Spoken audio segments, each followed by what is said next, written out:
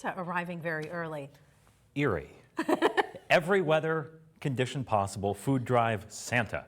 Yes, love it. That's what makes Erie great. That's right.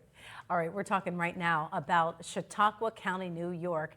The folks there are busy preparing for the 2024 eclipse, the solar eclipse, and you know, it's what, 5 months away this week.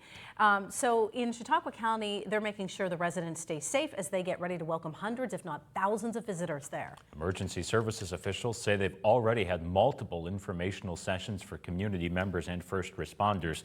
The big concern is traffic because people will stop their cars in the middle of the interstate. You've got 90 and 86 there to watch this thing. Both emergency service officials and the Visitors Bureau anticipate it to be a more than one-day event for Chautauqua County. It should be a huge economic driver there.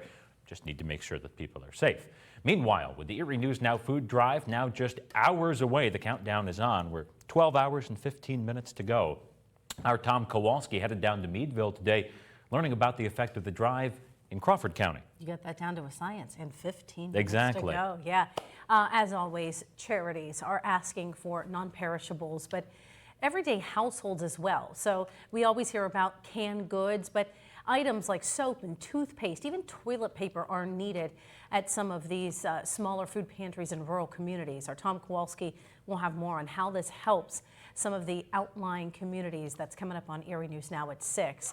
Of course, he'll be putting his information on our website as well, erienewsnow.com. Today, the House expected to take a major step towards avoiding a federal government shutdown, passing a stopgap spending bill. They may already be voting on it. It was supposed to start at 4:30. I checked just before the newscast. They hadn't started voting yet. That may have changed. But this bill, if it passes, it does seem to have bipartisan support, splits funding into 2 categories. Some, like military construction, Veterans Affairs, and the Energy Department, get funded through January 19th. Everything else gets a couple more weeks, February 2nd, before there's no more money to spend. Current spending levels would be maintained, but the idea does provide no funding for Israel or Ukraine. It is expected to pass the House and Senate and be signed into law before Friday's deadline. Expectations are one thing, reality is another. Don't count your chickens until they hatch, but it seems that a shutdown will be avoided. Fingers crossed. Remember that QR